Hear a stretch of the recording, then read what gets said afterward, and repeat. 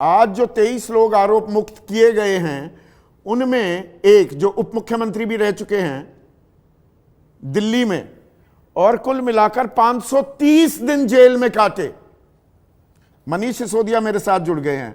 मनीष सिसोदिया, क्या उम्मीद थी इस तरह से आरोप मुक्त कर दिया जाएगा आपको? Thank you Sandeep ji. देखिए, उम्मीद तो थी कि आरोप मुक्त होना है एक दिन। किस दिन होना है, अभी होना है या और 4 साल मुकदमा ट्रायल में चलेगा, इसमें तो इट्स टू टेक्निकल टू से कि कब होना था। लेकिन इतना तो भरोसा डे 1 से था और मैं पहले दिन से कह रहा था कि ये केस फर्जी है, इसमें कुछ नहीं है, ये केवल और केवल मोदी जी की एक साजिश है जो ईडी और सीबीआई की कलम से उन्होंने लिखी है। कोर्ट के कलम से एक दिन ये कहानी खारिज होगी, ये षड्यंत्र खारिज होगा एक दिन, ये पता था और भरोसा था, सिर्फ उम्मीद नहीं, पूरा भरोसा था। लेकिन कितना समय लगेगा, पुराने इतिहास को देखते हुए हमें लग रहा था हो सकता है 2, 4, 6 साल 10 साल लगें, पर इस देश में संविधान है, ऊपर भगवान है, कहीं ना कहीं सब मिलके जब बचाने पे आते हैं तो अच्छे से बचाते हैं, और आज वही हुआ है। अरविंद केजरीवाल जेल गए, फूट फूट कर नहीं रोए, आज रोए। मनीष सिसोदिया जेल गए, 530 दिन जेल गए, तब नहीं रोए। पत्नी की तबीयत बहुत नासाज थी, कभी इसका जिक्र नहीं किया, आज भी नहीं रोए मनीष सिसोदिया। जेल ने दिल को, दिमाग को मजबूत बना दिया क्या?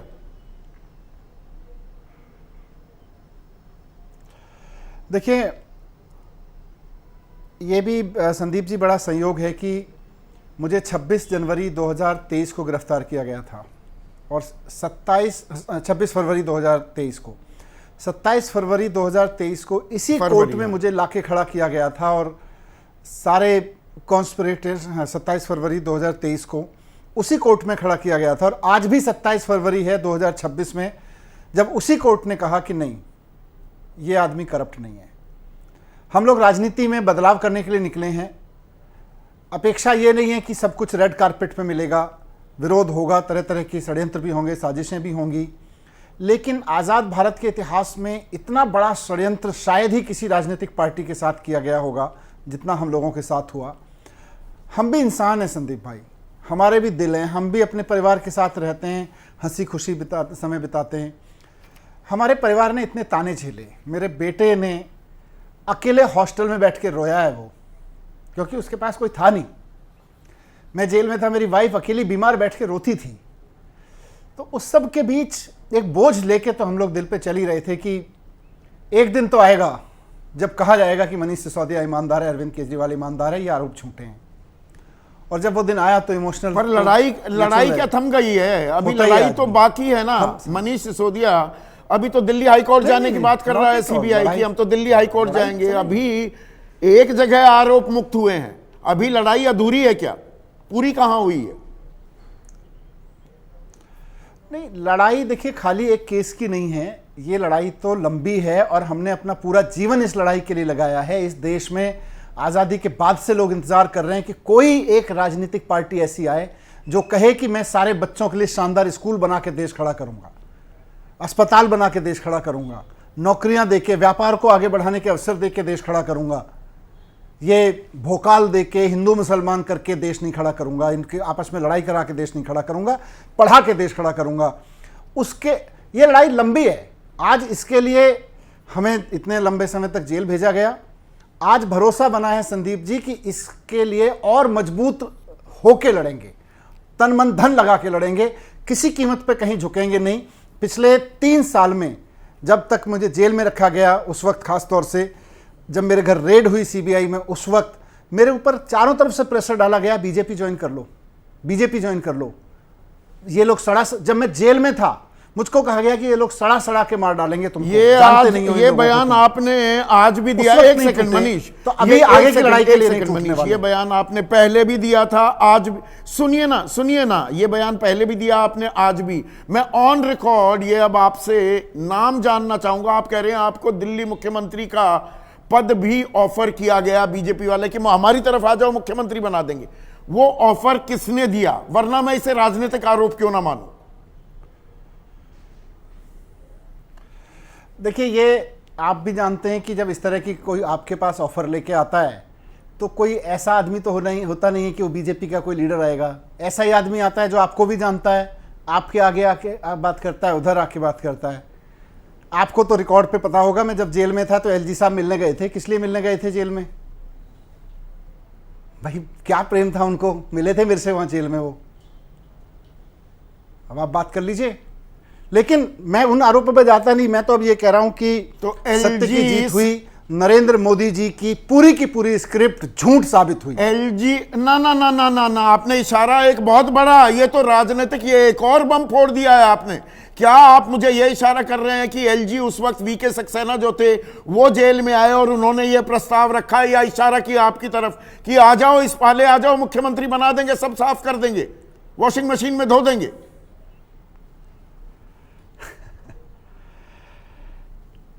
देखिए, अभी वो वक्त नहीं है उन सब चीजों का, इसीलिए मैं कह रहा हूं कि पिछले 3 साल में जो प्रताड़ना, जो ताने, नहीं, आपने कहा वो क्यों मिलने आए, आपसे मिलने आए थे? वो मिलने आपको प्रस्ताव देने आए थे क्या? वही वॉशिंग मशीन, 70,000 करोड़ का घोटाला किया है एनसीपी ने, नेचुरली करप्ट पार्टी है। 4 दिन बाद वो पार्टी को ज्वाइन करवाकर और वित्त मंत्रालय, खजाना सौंप दिया जाता है अजित पवार को। वही ऑफर आपके पास था। इसीलिए मैं कह रहा हूं ना कि कोई एक आदमी हो तो मैं आपको कहूं, और जो आदमी अक्सर आए वो ऐसे ही होते थे जो मुझे भी जानते हैं, उनको भी जानते हैं। कोई बीच के ऐसे आदमी होते हैं, कोई कई बार हो सकता है कोई पत्रकार रहा हो, ऐसा आदमी आया हो जो उनसे भी बात करता है, मेरे से भी बात करता है, हो सकता है कोई और ऐसा आदमी रहा हो। तो मैं इसलिए कह रहा हूं कि वीके सक्सेना आपसे इन मिलने सब आए, चीजों में नाम वीके सक्सेना आपसे मिलने आए और प्रस्ताव दिया? हाँ, मिलने आए थे, मिले थे मेरे से, जेल में मिले थे मेरे से, जेल में मिले थे मेरे से। अब मैं उसके बाद आगे क्या कहूं, आप कभी पूछिएगा, कभी बताएंगे इन सब चीजों पे कि क्या हुआ था, कैसे हुआ था।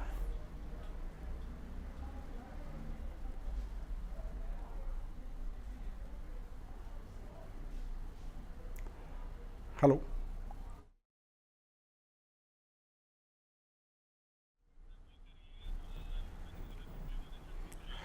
तो देखिए संदीप जी, मेन चीज आज की यही है कि भारतीय जनता पार्टी ने, मोदी जी ने केजरीवाल जी को जब वो 4 चुनाव में नहीं हरा पाए, उनको हराने के लिए एक बड़ी स्क्रिप्ट लिखी, केजरीवाल को खत्म करने के लिए एक बड़ी स्क्रिप्ट लिखी।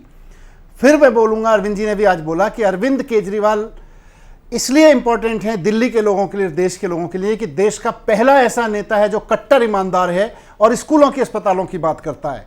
कोई नेता बात नहीं कर रहे हैं इनमें से, ये भारतीय जनता पार्टी वाले भी नहीं कर रहे हैं और बाकी वाले भी आप मनीष, कांग्रेस वालों से इन्होंने कभी किया हो या बीजेपी वाले? एक मिनट मनीष जी, एक मिनट। बीजेपी वाले आरोप ये लगा रहे हैं कि सारे सबूत ही नष्ट कर दिए। आप कट्टर ईमानदार नहीं, आप पक्के शातिर हैं कि सारे सबूत आपने मिटा दिए। इसीलिए आज अदालत ने भी जजमेंट में कहा है, जो ये अच्छी खासी कितने पन्नों की, 598 पन्नों की जजमेंट है, there was no evidence showing his involvement and neither was there any recovery. आपके बारे में बोले कि ना तो कोई इनकी संलिप्तता थी, ना कोई रिकवरी हुई। मनीष सिसोदिया के पास से रिकवरी होने नहीं दी, सारी ट्रेल मिटा दी आप लोगों ने। बीजेपी ये कह रही है।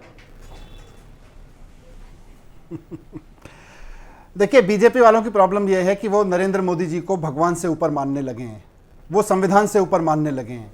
इस देश की अदालतें संविधान से चल रही हैं, बीजेपी के बनाए हुए किसी नियम से नहीं चल रही हैं और नरेंद्र मोदी जी को भगवान मान के नहीं चल रही हैं। नरेंद्र मोदी जी ने सीबीआई का दुरुपयोग करके, ईडी का दुरुपयोग करके जो कहानी लिखाई, उसको आज अदालत ने झूठा साबित कर दिया। अब ये किस मुंह से कह रहे हैं कि अदालत झूठी है? किस मुंह से कह रहे हैं कि भाई हमने अरेस्ट जो किया था वो बिना सबूत के कर लिया था, हमारे पास कोई केस नहीं था, कोई तथ्य नहीं थे, कोई फैक्ट नहीं थे, बस ऐसे ही उठा के हमने मनीष सिसोदिया को, अरविंद केजरीवाल को, संजय सिंह को, सबको उठा के जेल में पटक दिया था और सालों तक बंद रखा था, सिर्फ ये इसलिए क्योंकि हमारे पास सबूत नहीं थे। ये मान रहे हैं ना आज, सबूत नहीं थे अगर, तो बिना सबूत, बिना तथ्य किसी को उठा के आप जेल में डाल दोगे और जब कोर्ट उसको बरी करेगा तो आप बोलोगे हाँ तथ्य नहीं थे, सबूत नहीं थे, क्योंकि सबूत तो मिटा दिए गए थे। कैसे सबूत मिटा दिए गए थे? अगर आपके हाथ सबूत नहीं थे तो फिर आपने उठा के क्यों डाला? आप इंतजार करते कोर्ट के ट्रायल का? आपने बिना ट्रायल के, बिना अदालत में मामला गए, आपने कैसे किसी को उठा के जेल में डाल दिया? एक सिटिंग चीफ मिनिस्टर को, डिप्टी चीफ मिनिस्टर को। कांग्रेस के पवन खेड़ा बड़े नेता हैं, एक मिनट मनीष जी, पवन खेड़ा वो ये कह रहे हैं कि हमें इस बात का पहले से अनुमान था। बीजेपी हमारे जो प्रतिद्वंदी हैं, आपको प्रतिद्वंदी कह रहे हैं, उनको मजबूत करना चाहती है। ये दरअसल वॉकओवर देना चाहते हैं आम आदमी पार्टी जी, पंजाब भी जीत जाओ, गुजरात में भी अच्छा करो, कांग्रेस को मत करने दो। फैसले का स्वागत करने के बजाय वो कह रहे हैं ये तो बीजेपी खेल खेल रही है, दे रखा मतलब है। आपको बीजेपी की टीम ही बता रहे हैं। कांग्रेस बीजेपी की बी टीम बनी हुई है गुजरात में पिछले 30 साल से। 30 साल से हमने वॉकओवर दे रखा है, असम में हमने वॉकओवर दिया है, पूरे देश में हमने वॉकओवर दे रखा है। कांग्रेस ने कर्म इस तरह के किए हैं, कांग्रेस ने इस देश के साथ इस तरह के राजनीति की है कि देश ने इनको खत्म किया है। हम पे हमारे ऊपर आरोप लगा रहे हैं कि हमने वॉकओवर दिया है। गुजरात में हम तो अभी इसी साल जा रहे हैं चुनाव लड़ने, पिछले साल चुनाव लड़े थे, उससे पहले 30 साल से आपने हराया बीजेपी को। आप में हिम्मत ही नहीं है। दिल्ली में आपने पूरे देश में इन्होंने बीजेपी को वॉकओवर दे रखा है और उसके बदले में बीजेपी ने ना तो राहुल गांधी को अरेस्ट किया, या न्यायपालिका को, जांच एजेंसियों को पॉलिटिकल विचन पर लगाने में जहां विपक्ष को लामबंद होना था, विपक्ष ही बिखर रहा है। विपक्ष की धुरी तो कांग्रेस है ना मनीष। ये वक्त था आप एक साथ होते, यहां पर अलग अलग सुर भी आने लगे। संदीप जी, सबको देश के साथ खड़े होने की जरूरत है और मैं नरेंद्र मोदी जी को भी कहना चाहता हूं और कांग्रेस को भी कहना चाहता हूं कि इस देश को इस तरह की टुच्ची राजनीति की जरूरत नहीं है। इस देश को अच्छे स्कूलों की जरूरत है, इस देश को अच्छे अस्पतालों की जरूरत है, नौकरियों की जरूरत है, व्यापार की जरूरत है जिससे देश आगे बढ़े। ये टुच्ची राजनीति की जरूरत नहीं है। और आज का फैसला अगर कोई संदेश देता है और उससे कोई राजनीतिक पार्टियां समझ सकती हैं तो ये समझें कि अब इस देश में सीबीआई और ईडी के दम पे राजनीति बंद हो जानी चाहिए। अपनी राजनीतिक रोटियां सेकने का काम सीबीआई और ईडी के दम पे बंद हो जाना चाहिए। सीबीआई और ईडी के दम पे स्कूल बनाओ, अब ये राजनीति थमनी चाहिए। चलिए, लड़ाई अभी लंबी है। एक जगह आप आरोप मुक्त हुए हैं, पर ये आगे कितनी लंबी और चलेगी, इसके असरात और होने वाले हैं। मनीष सिसोदिया, आप जुड़े, इसके लिए शुक्रिया।